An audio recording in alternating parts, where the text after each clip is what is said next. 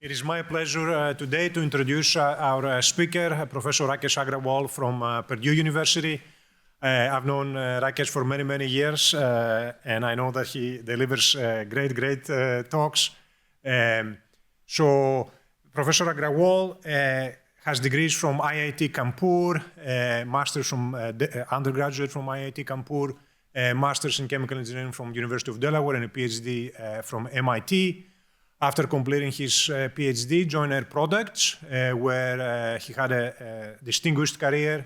He rose to the highest technical rank, this is the rank of the fellow, and studying separations. He has more than 130 patents, US patents in this area. Then, after really reaching the top of the technical ladder at Air Products, joined Purdue University, where he has established a very vibrant research program in three quite different areas. So he manages to have three different thrusts, one in solar, in PV, another one in energy analysis, and then the third one continues to do breakthrough research on separations. He has a very long list of honors and awards, so it would take me a lot of time to go through this long list. So I'll just mention that he's a member of the US National Academy of Engineering, as well as the National Academy of Inventors. He's a fellow of the American Academy of Arts and Sciences. And he has also received the National Medal of Technology and Innovation from the President of the United States. Without further ado, Rakesh, we are looking forward to your talk.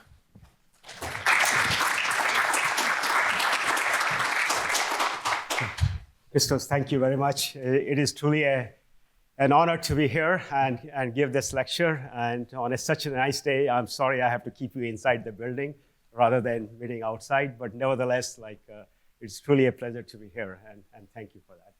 And with that, what I will do is I will give you a blend of my talk today, and we will start with a couple of years ago, my group got I started asking questions. I'm a chemical engineer. We do a lot of chemical manufacturing. And how do we go around, decarbonizing the manufacturing, chemical manufacturing? So the first half of the talk will touch upon that. And basically using electricity which is free of carbon, okay? And I'll be talking in the context of wind and PV, photovoltaic, but it could be any energy, but that's what I'll be talking about. And then I just cannot refrain from talking about thin film solar cells, because that's the research I started after I arrived at Purdue. When you heard Christos before, when I was at Air Products, I had zero knowledge of the solar cells. But when I arrived at Purdue, I said, sometimes it is good to be naive, okay, not knowing what you're getting into. And that's how I got into it. And I will take you through a journey over there. And I know there will be no time left about agrivoltaics, but I will just show you one quick picture because that is something for the last 6 years, which is also occupying me a little bit. So I will just touch base on that. And I have a little bit more slides, so I've told already Christos that to stop me 10 minutes before, and wherever I am in my talk, I will stop and I will bring to an end. Okay, so that's how we will do it. Okay, so let's start with the decarbonization via electricity. So just like any good engineer, when you get into a problem, so you ask yourself, is it really a good problem to solve? Is it worthy of the even attention, right? So how do you approach it? So obviously you look at it, and then fortunately, Department of Energy had just published this report, so which gave very detailed where the energy is consumed, how it is consumed in chemical plants and petrochemical plants. You go through all that, and very quickly you realize that all the energy which goes in the chemical manufacturing, okay, 80% of it is simply for heating applications, okay? So most of the energy is just for heating applications. And the CO2 which is released from the chemical industry, so we all know, right? For example, if you do steam methane reforming, there's a byproduct CO2 and so forth. So how much is it, right? So what you find is, again, from the same report, you do all your analysis, you find out that the combustion is responsible for majority of the CO2 released from the atmosphere. So it became very clear that the energy which is used in chemical manufacturing is generally for heating, okay? So compressors, pumps, and all those things, they don't consume as much energy as compared to what is in the heating. So if you wanted to decarbonize, you need to get after the heating, okay? Heating those applications. And so we started looking into the use of the electricity, and use of electricity for heating. So So the next question to ask is, how much electricity would I need? So if I went ahead and I decarbonized the entire United States chemical manufacturing, I need to know the scale of the problem, right? So I know that heating is used 80%, but that's not sufficient. I need to know what is the scale of the problem. When you do that, what you find is like roughly 1,800 terawatt of hours of electricity is used on an annual basis by chemical manufacturing. So the next question I asked my graduate student was, is that a big number or a small number, right? Because if it is a small number, we need not worry about it, right? We can go home and do something else. So it's a big number. So how do I know it is a big number, right? So he went ahead and he, you look at something like this, okay, what is the projection? How much energy we use in the United States on an annual basis? What you find is that roughly 4,000 terawatt hours of electricity is used on an annual basis, and 1,800 is the 40% of roughly 4,000. So indeed, if we did go ahead and we did decarbonize the chemical manufacturing, we will need a lot of electricity, okay? Just simply put, it is a humongous amount of electricity which will be needed. And if you look at all the projections which EI has, okay, you see all this increase. It does not account for chemical decarbonization, by the way. And if you look at all that, it only goes to 5,400. So the amount we will be asking is more than what they're anticipating will increase during this period, okay? So I hope I have convinced you that it's an important enough problem for us to go and look into it. So at this point in time, I told my graduate student, oh, we understand the problem, okay? We need to go and look how we approach this problem. So with that caveat, if we were to really need 1,800 terawatt hours of electricity from the grid, okay, what's going to happen is it is going to put trillions of dollars of requirement because it's 40% of the grid electricity, right? It's a huge portion, okay? So it is not a small, there'll be a lot of production, transmission. There's a whole slew of infrastructure you have to put, right? But then again, I've been involved with a project which is shale gas to liquid fuel, and this is like supposed to be a local plants wherever the shale gas is.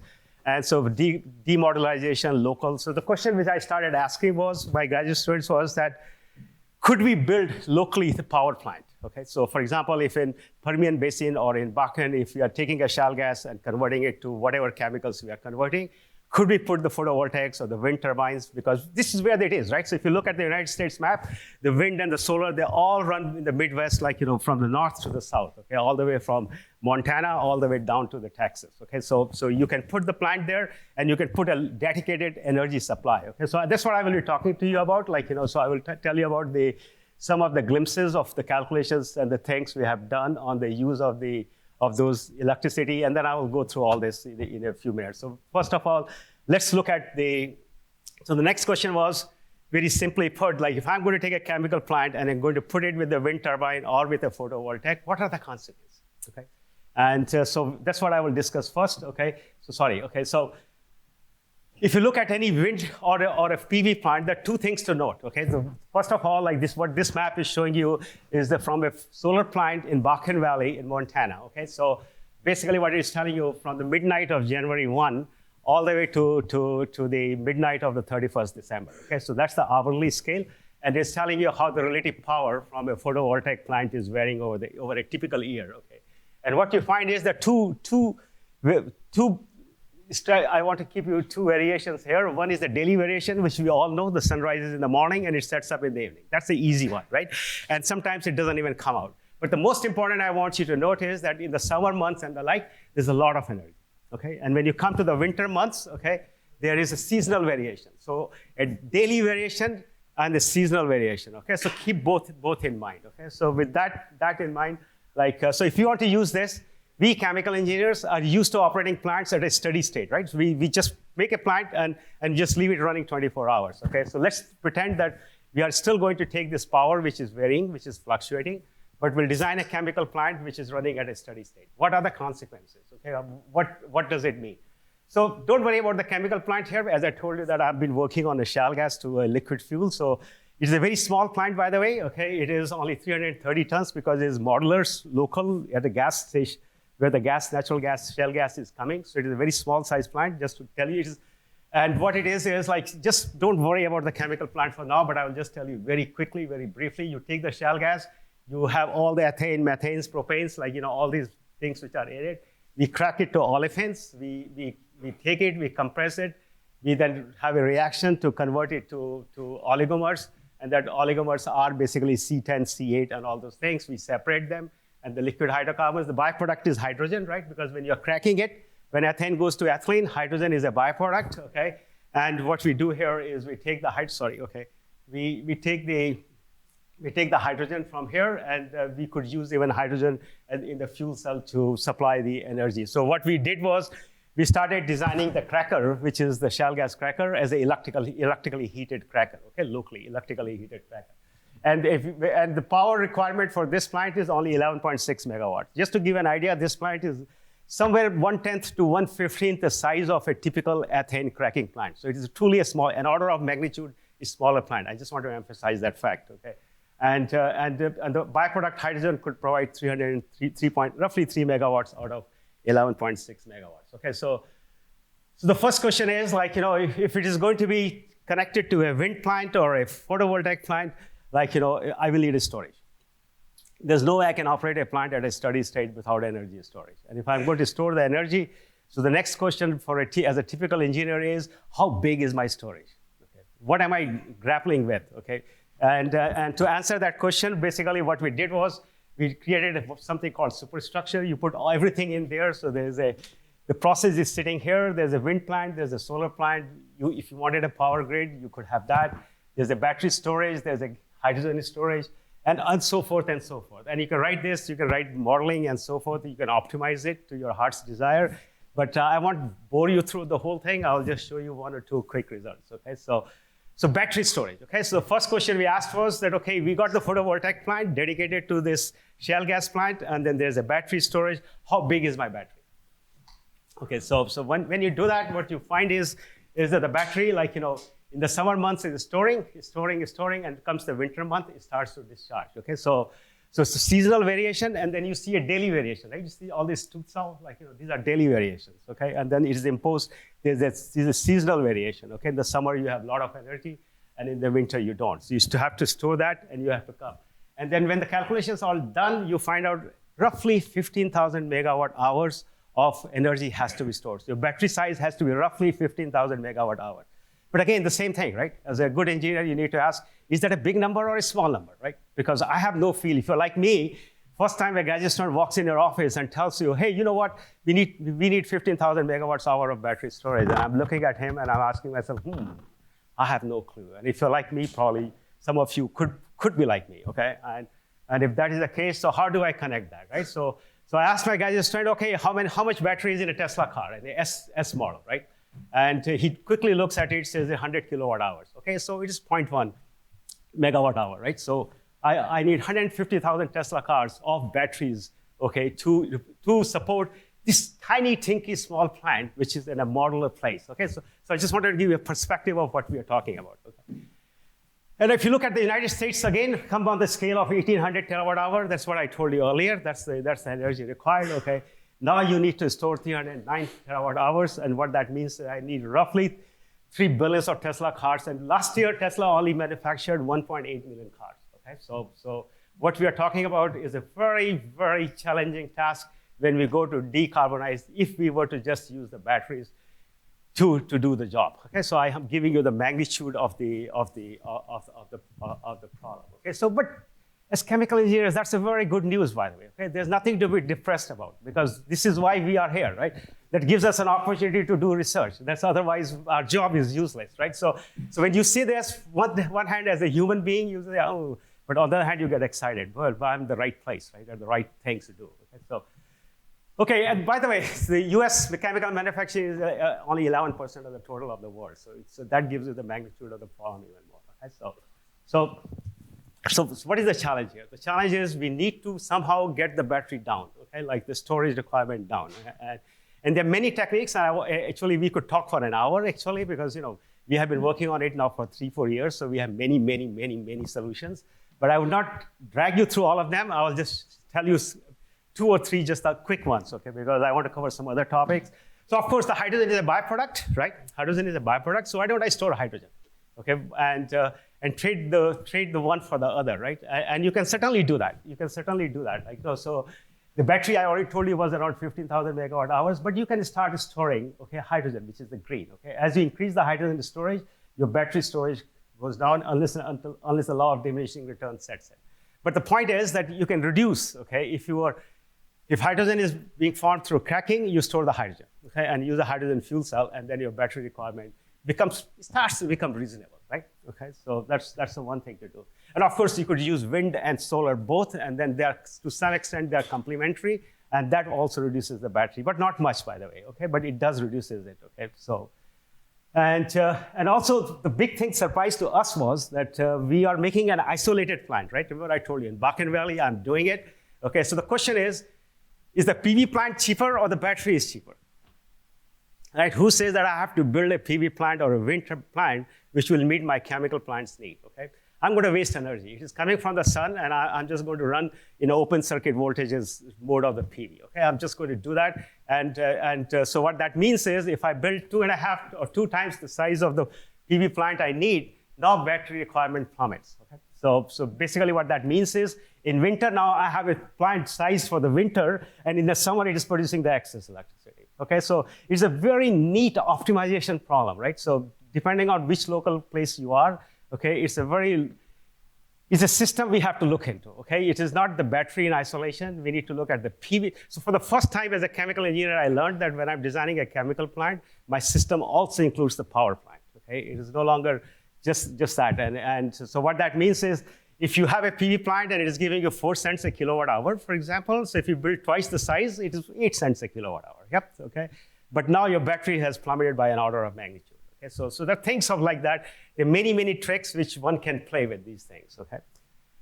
All right, so load falling chemical, okay, so the other way to reduce the requirement is to design who says that a chemical plant has to operate at steady state for 24 hours, right? So we started challenging that paradigm then, okay? So I looked at my student, I said, okay, so all this time we have been biased. We want because from my industrial background, I've been used to running the plants 24 hours. What if we decide not to do that, okay? Could we design the plants? Could you go and design your ethane cracker, which will not run at a steady state, okay, in the sense that 24 hours a day? It will run at steady, but not 24-hour basis. How would you do that, okay?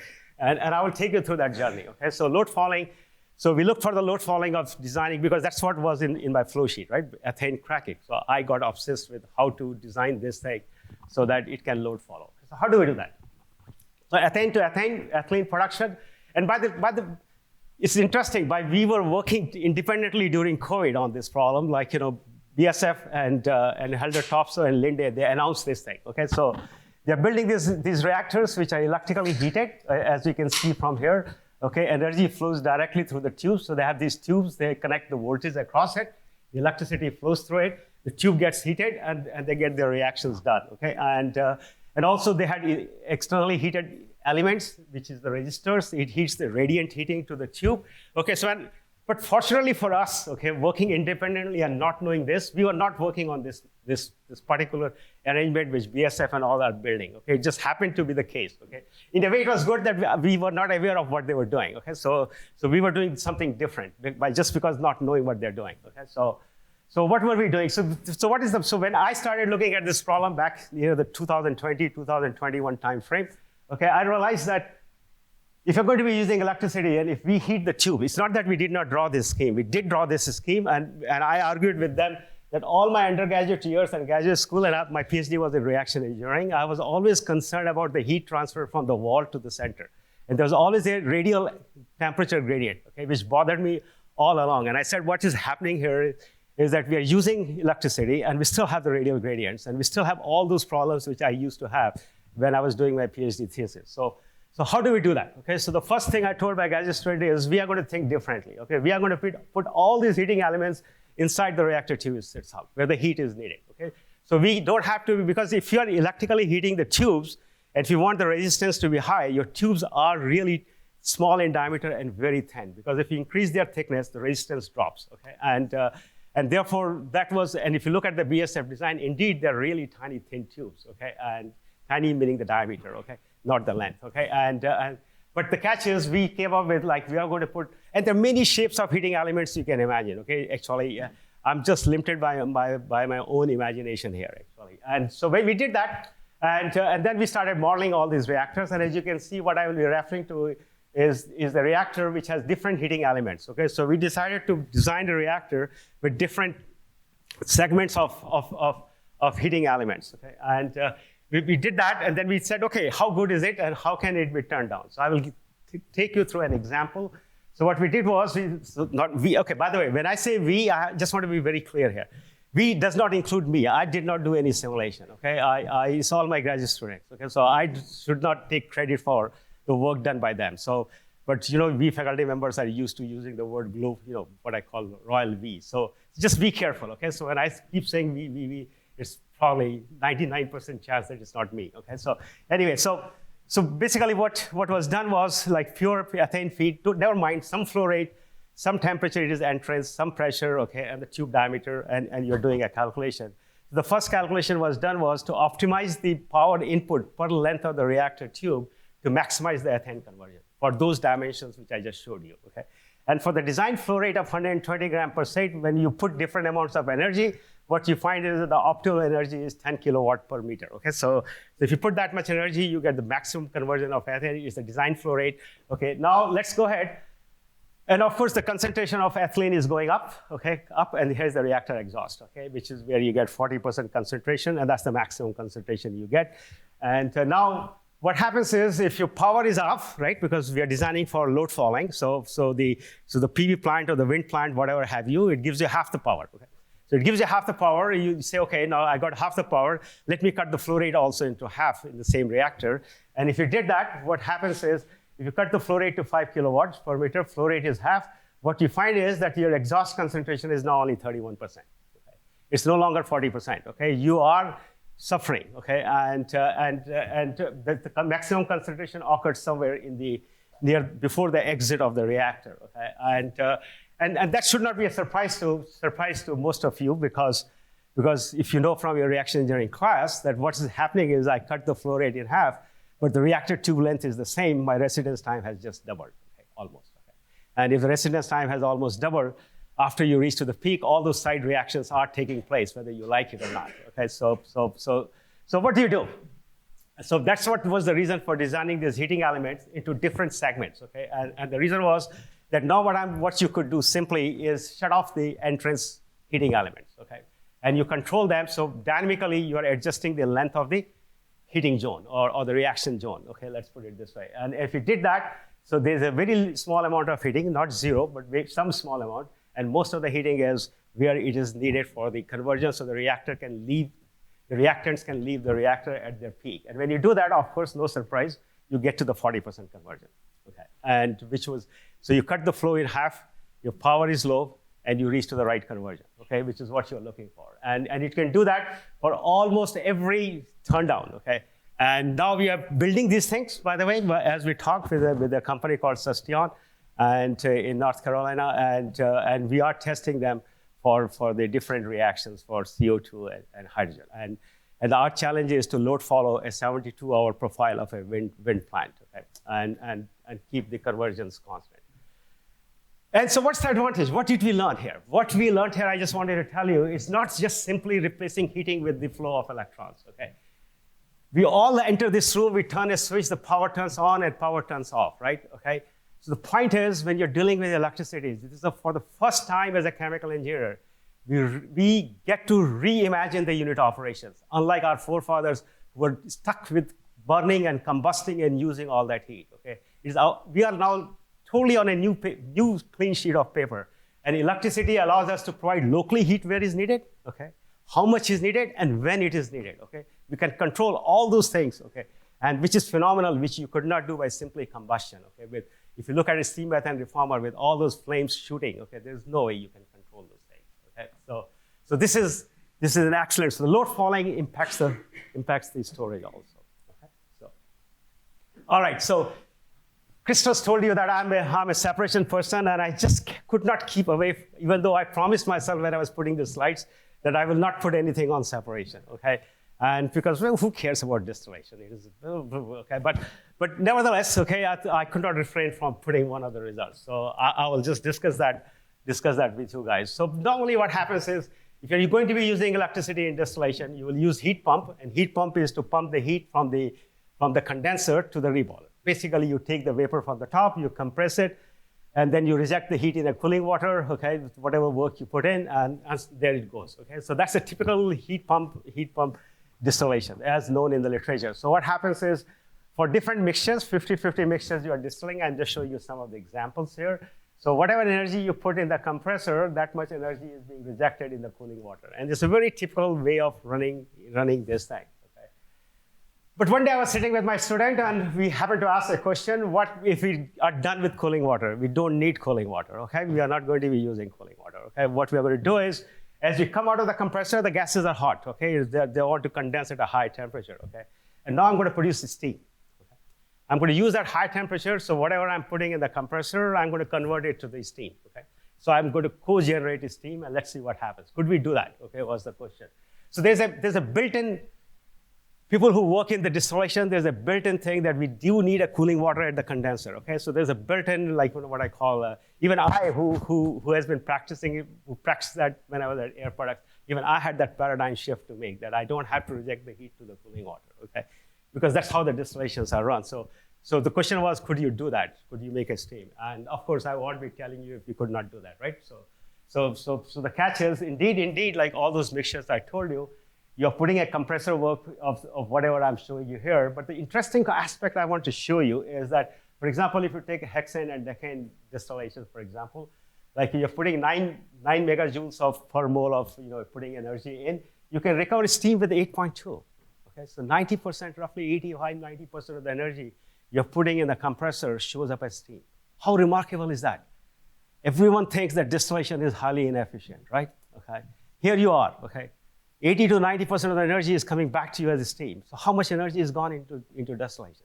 Negligible amount. Okay.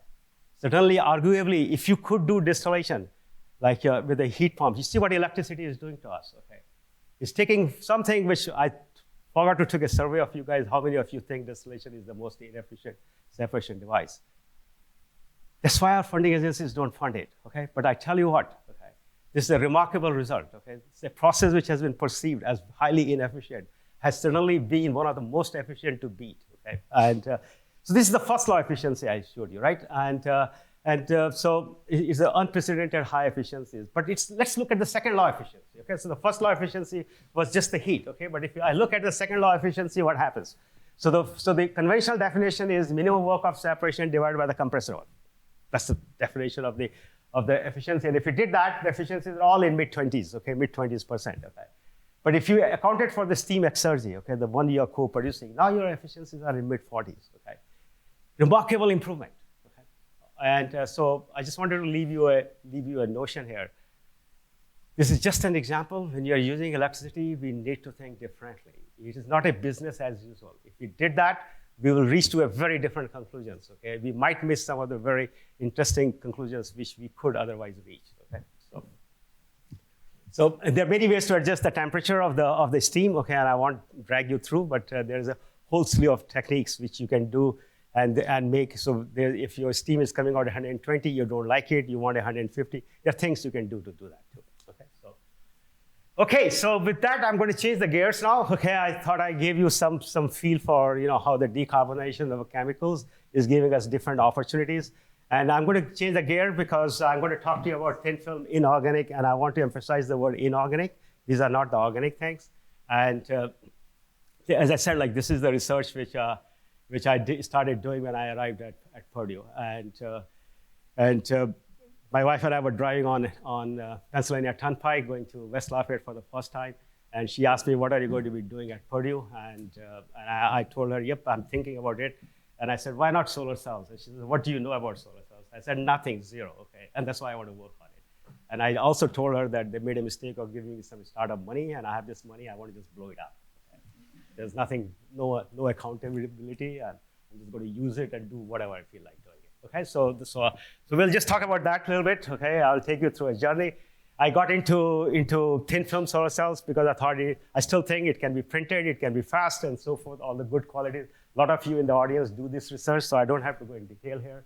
And so as a chemical engineer, like I just told you that my PhD thesis was in reaction engineering, so that prompted me to go and look at different chalcogenides. Okay, so I thought that I could handle them. Okay, and so I will start by first looking at the place where my research started: copper indium gallium diselenide, copper zinc tin selenide, and so forth. These are chalcopyrite and castrite structures. So let's see what happened. Okay, so the whole research basically boils down to is dissolve the precursors. They could be nitrates, chlorides, ECX. The list is long. Okay, you can dissolve them in some kind of solvent, and then what you do is you have a couple of choices. You can directly print the film from that precursor solution, or you could make nanoparticles. You could suspend the nanoparticles, print the film, and then of course you have to get rid of the solvent, and then you have to. But then there are tiny dots. These are nanoparticles. So what you need to do is you need to coarsen, make a micron-sized grains to avoid the recombinations on the surface area. Then you finish the device and you do all optoelectronic characterization of the device. So in nutshell, so hypothesis early years was, so if any one of you are familiar with copper indium gallium diselenide, one of the biggest challenges with copper indium gallium diselenide solar cells is to get the right composition throughout that 2 micrometer thick film, okay? Because copper indium and gallium just loves to be non-stoichiometric if it could be, okay? So to get the right composition throughout the film is a challenge, okay? So I thought that if we can make the nanoparticles pack all these things nicely in a right composition, then I can make a micron-sized films, okay? So that's how the research started. So early years, we used different precursors of copper. I show here like copper chloride and olefin. Classical techniques of making nanoparticles. We could make nanoparticles. I just want to convince you. So we did make nanoparticles. And not only make nanoparticles, we made some really nice looking nanoparticles, okay? So we make benzene rings and different rings, and depending on what the surfaces we could passivate and while growing up and so forth. So we could make some nice, pretty nifty looking nanoparticles. But my interest has never been making nifty looking nanoparticles. I have always been driven to make the solar cells. So the idea was, take this is a cartoon depiction, by the way, by one of my graduate students, all the nanoparticles with their ligands, they're all hanging there. Okay, you put them in a graphite box. Okay, so here is a coated film, nanoparticle coated. You put selenium pellets, there's a lid. You put in a furnace, you heat them up to very high temperatures. Okay, high temperature meaning like 500 to 550 degrees Celsius. Okay, by the way, that's the fundamental difference between organic and inorganic. Okay, inorganic, to get the things going, you have to literally go to higher temperatures. Okay, there's nothing about there's no way you can get these things going 100, 200 degrees Celsius. Okay, you are stuck with the higher temperatures. Okay, and the whole idea is that you will get micron-sized, nice growing grains. Okay, that was the whole idea, and so we did that. So after we made the nanoparticles, I showed you, we were very excited. I thought, we made the nanoparticles, now we'll make the thin film. Totally wrong. Okay, so we put in selenium, we heat to 550 degrees Celsius, copper indium gallium diselenide. Copper indium gallium diselenide nanoparticles, nothing will happen. This will just sit there, okay? 550, 600, you heat in selenium, nothing is happening. Of course, you make solar cells, crappy solar cells, no open circuit voltages, it's just all around bad story, okay? So what do you do? Okay, so by that time, that bag of money I told you, which Freddie was very kind to give me, is already running out now, okay? So it is near the end, okay? I'm already in my 3rd year of doing this thing. And so that summer, I still remember very well, I sat down with my graduate student. I said, CJ, if we don't solve this problem, this research is closed. Okay? We can all go home and just sleep. Okay? So we were very desperate that summer, I would say. In utter desperation, I told him, okay, I dreamt it up. I said, okay, why don't we make sulfide, okay? Rather than selenide. We make nanoparticles of copper indium gallium sulfide. And if I make sulfide, and then if I selenize it, these particles have no choice but to do something, right? Rather than sit idly there because they're already selenide. They're happy, they're just sitting there, they don't want to grow, nothing. And so let's make sulfide and force them to selenize, change them, and see what happens, right? And he did quick thermodynamic calculations, whether it was even feasible or not, whether selenium will take sulfide to selenide or not. And after doing all the delta G Gibbs calculations, yeah, we can try it, okay? And we did that, okay? And so first question was, can we make the copper indium gallium sulfide? Because it has the same structure as copper indium gallium diselenide. Okay, so both are chalcopyrite, same structure. The only difference is the anions are different. Okay, so could we do that? So we did that, and of course, after we made it, so we were very happy. We all the shifts which you would see in PXRD and everything, and voila! This time, I still remember it was near the end of that summer. Nanoparticle film, he goes selenize it. First of all, we got it. Okay.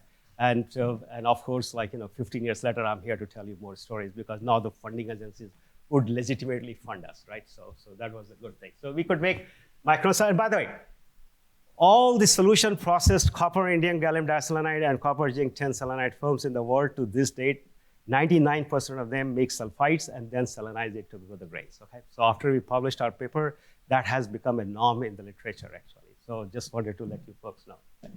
So we made our solar cells, okay, and of course from the lab we can make. Unfortunate part is so far is we can make 15-16% efficient solar cells, but we are having difficulty going past that right now. So my challenge right now is how to go past the 15 to 16%. But 15 to 16% is quite routine. Like we can go in the lab and we can make that.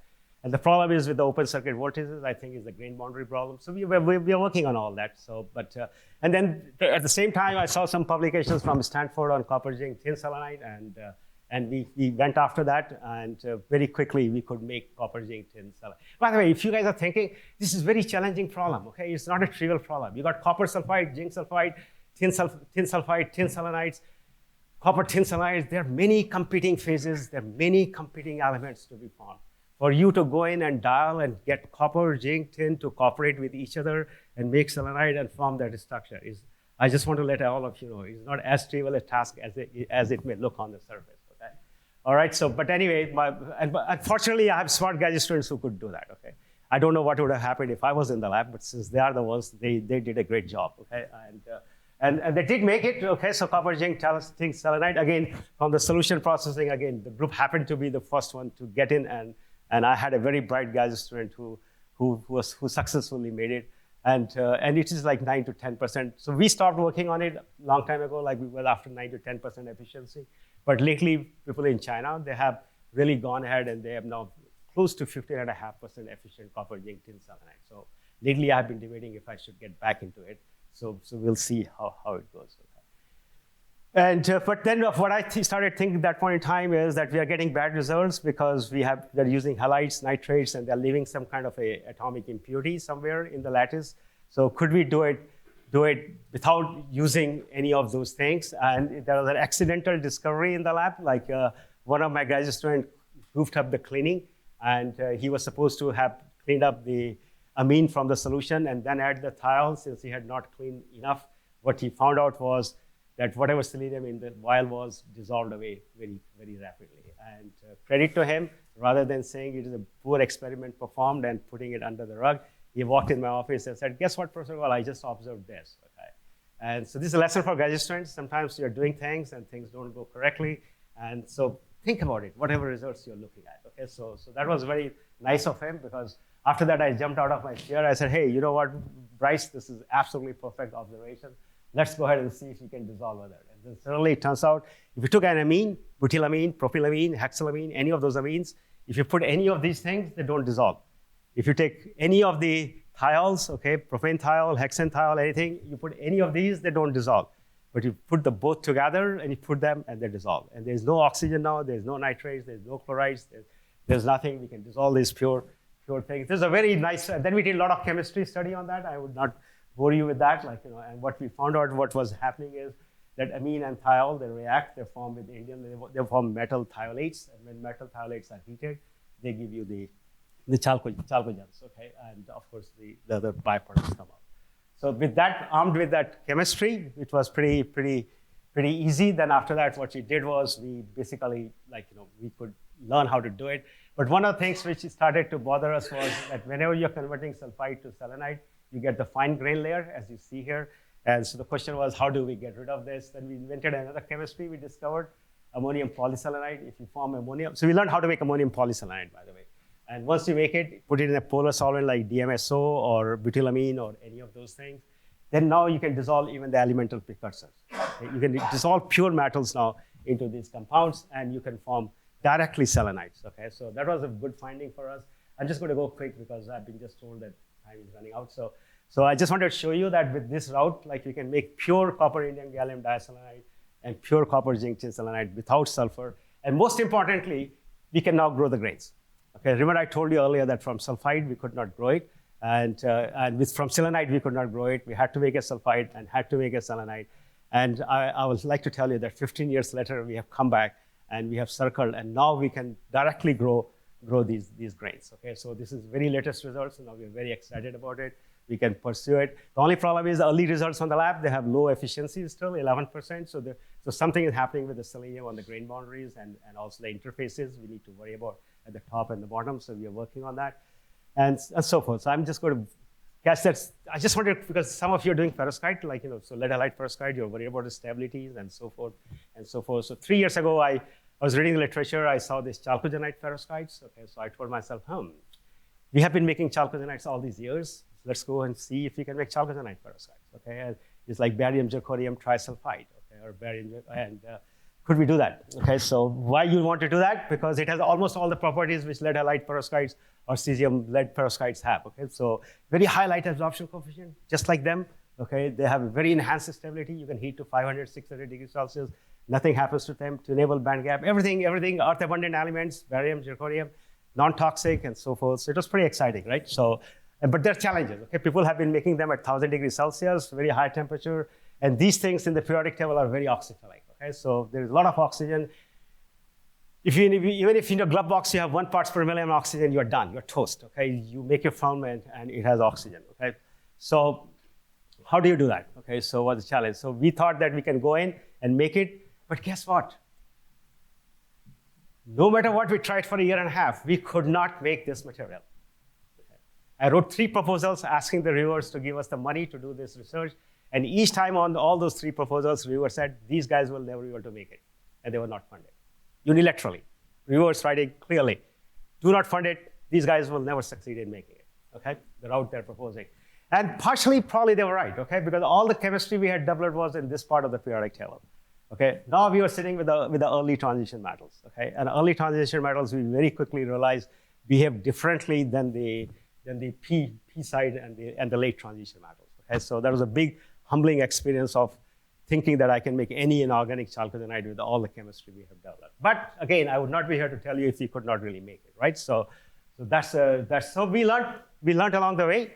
We learned that the carbon disulfide plays a critical role. We can take some of these precursors, which I'm showing here, make dithiocarboxylates and dithiocarbamates. When they heat it, I can make now transition metal sulfides. Okay, so that was a big news for us. The day my student observed this, okay, for Pradhan, I took him out, the whole group for dinner. I said, this is right step in the right direction. The first time we made a transition metal sulfide.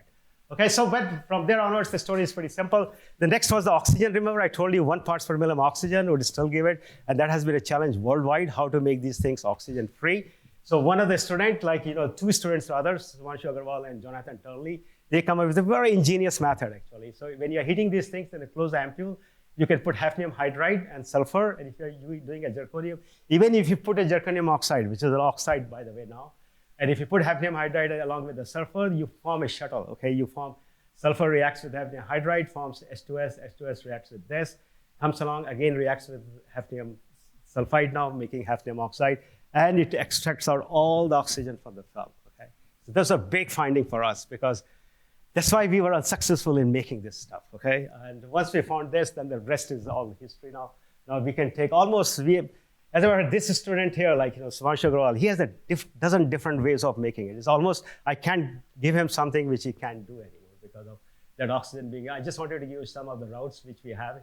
We can use the thiols to do it. We can use even the ACX, which have so much oxygen, we can use with thiourea, and we can make this film. And in the interest of time, I'll just go fast. I will just tell you that indeed we have been successful, band gaps and everything.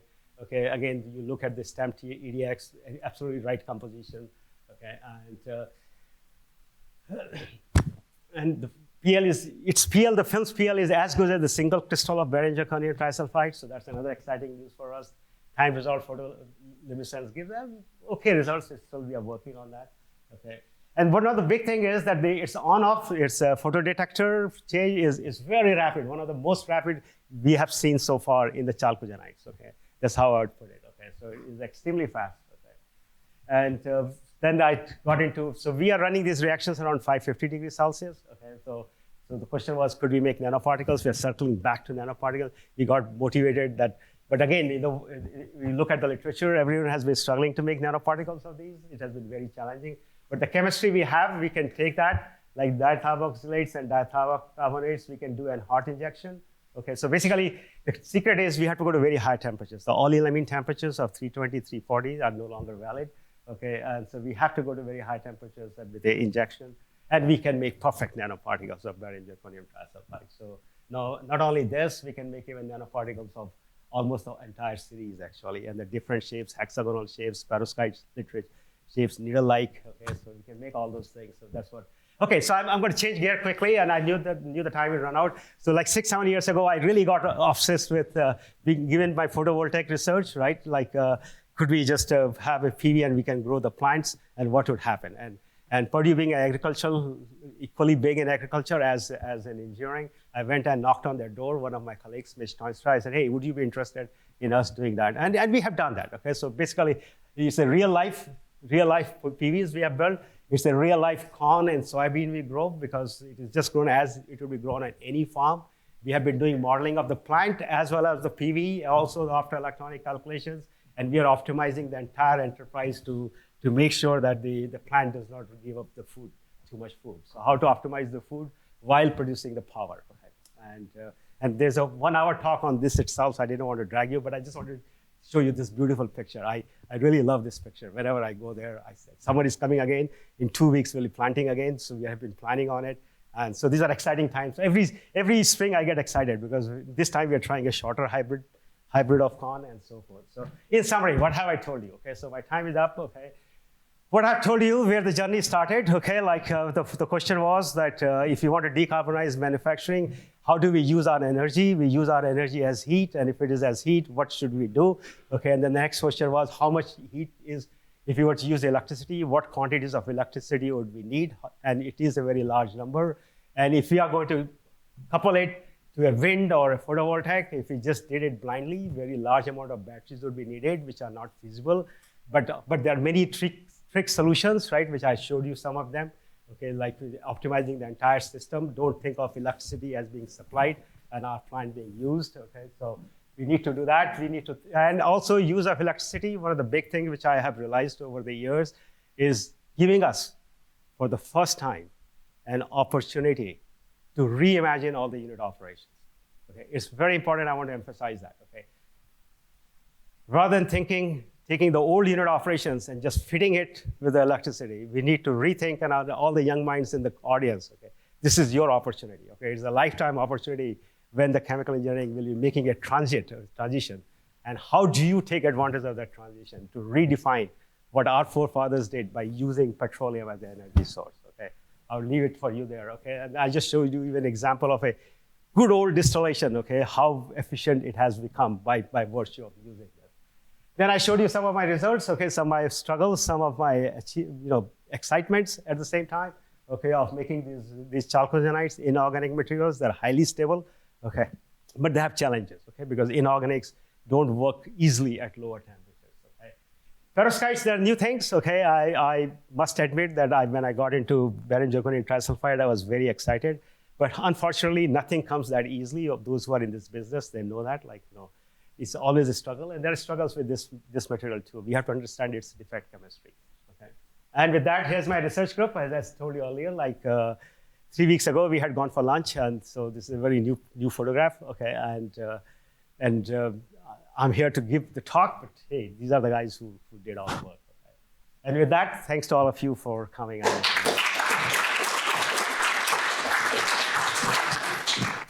Thank you, Rakesh, for a great presentation. So we have some handheld microphones. So yeah, please wait until you have one of the microphones to ask questions. So yeah, we can open the floor for Q&A.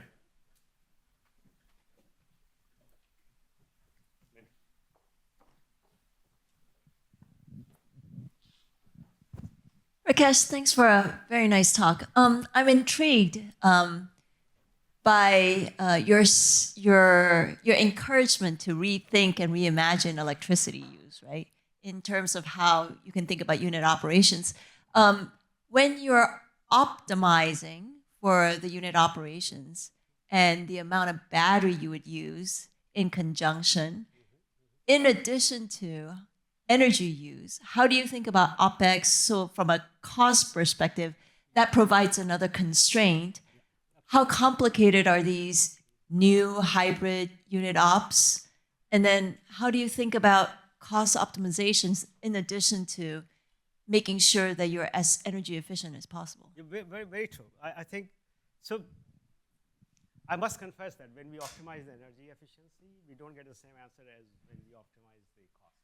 Okay, I have to let you know. So, as I joked with Rob, had I known he's coming and things, I would have taken the solar talk and given you a whole talk on optimization and showed you all the trade-off between capital and energy. So we are doing that, actually. We have done that already. And the manuscript is being written down, but your point is extremely well taken. Like, for example, does it make to have it 2.5 times the size of the PV plant, right? It's energy inefficient, right? But from cost perspective, that makes total sense. Okay, and also would you shut your plant 5 days in a year? Okay, and avoid the days which is forcing you to have a high battery storage. Okay, so there are many questions like that. Okay, or could you borrow energy 10 days in a year, okay, and have your battery down to 100 megawatt hour. Okay. So there are tricks, multiple tricks, and if you're an industrial person, you can come up with all the tricks, but ultimately what matters is my profit. Okay. So it is the cost at the end of the day, and cost does give very surprising answers, which I find very unsettling as an individual, because from a pure thermodynamics perspective, I like to see things efficient. So your point is well taken. There's a lot of rethinking to be done. A lot of rethinking. And if you were to replace one of those reactors, can you give us a sense of what the cost is? So we are building this, right? So what I showed you here, for example, is it's kind of funny. Like what you imagine originally on a piece of paper and what it looks like is two very different things. So the way we are doing it now, I will tell you, we are taking these ceramic, monoliths, okay, and we are coating it with carbon. And we pass the current to the carbon, and the carbon glows. Okay? And we're using those blocks to build the reactor. Okay? And so there's no resistance, the way I showed you, wires and nothing. Okay? Because people used to ask me, but use the chrome wire or this wire, this reacts, that reacts. Okay? So by the time we went to build, all of this is out. Okay? It's just simply like the cars have monoliths, and all we do is dip it in a solution, a polymer solution, pyrolyze it. That's it, done. And the supply, and it's very thin layer of carbon, and it is good enough to have a high resistance, and it glows red, absolutely. Right. So I don't know. So what I'm trying to tell you is I wish I knew the answer. I myself don't know the answer because it's so evolving, And this thing, I did not come up with this answer of the block and the carbon. It's our partners who came up. Okay, I was showing them all this, and they looked at me and said, but we have an expertise here. Would you consider that? And so what I'm saying is it's a collective problem-solving session, actually, now. Okay, which is a good thing. I think which is a good thing. Okay. So.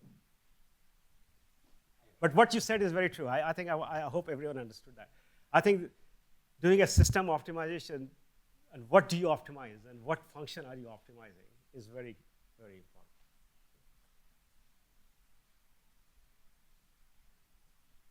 I have a question. Yeah.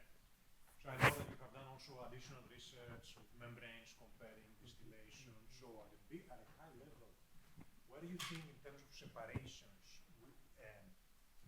Is distillation still going to be so important when it's optimized with electricity, or how should we Chris is asking a loaded question, right? Why do I say that? So if you read the literature, you go to AICHE meetings and you're there, and there are posters after posters, the talks after talks, they will stand up and say, membranes are the most efficient separation device. They will beat everyone. There are papers published. There is a National Academy Engineering report published. Separations report, you read the first page, distillation is dead, it's done, They have never built a plant. 95% of separations. So when I was a young engineer like you guys sitting in the air products and chemicals, my management came to me and said, Rakesh, you are going to work in membranes now, because membranes is the hot thing. We just acquired Permia. Okay, I worked in membranes for 2 years, and guess what happened to me after 2 years? I went to my manager, I said, I beg you to move me to something else, okay? Because I don't think you guys will be doing, air products will ever get big in membranes, okay? Because based on the separation they were doing, okay, which is the gas separation, there was no way. All the analysis I took on thermodynamic efficiencies and everything single-digit thermodynamics. I just presented you distillation efficiencies in the mid-20s. They were all in single digits, okay? And after doing the thermodynamic analysis, I said, you can't beat thermodynamics. I don't care what you tell me, right, okay? So I start working on it, okay? But now, when I become an academia, I go to talks after talks, and people are talking about membranes. But it's all misguided, right? Because there are applications where membranes are great, okay? Then there are applications where distillation is great. For me to stand and say, distillation will take over all separation is nonsense, yeah? Membrane will take over all separation is nonsense, okay? All right? So we need to understand the limitations, and so if you're making pure products, if you're handling large quantities, if you want high recoveries, then distillation is the way. But if you're taking a cut, like natural gas comes out, you got to remove the CO2 out of it. You do not to head for it, membranes are great, okay? So it totally depends, okay?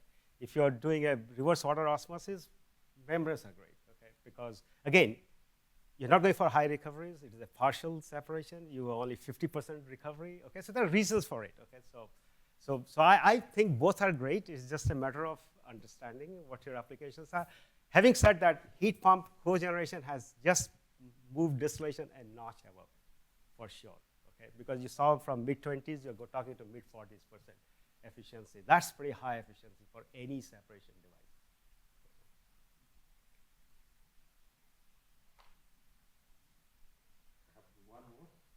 One more minute. How we should be thinking about heat integration?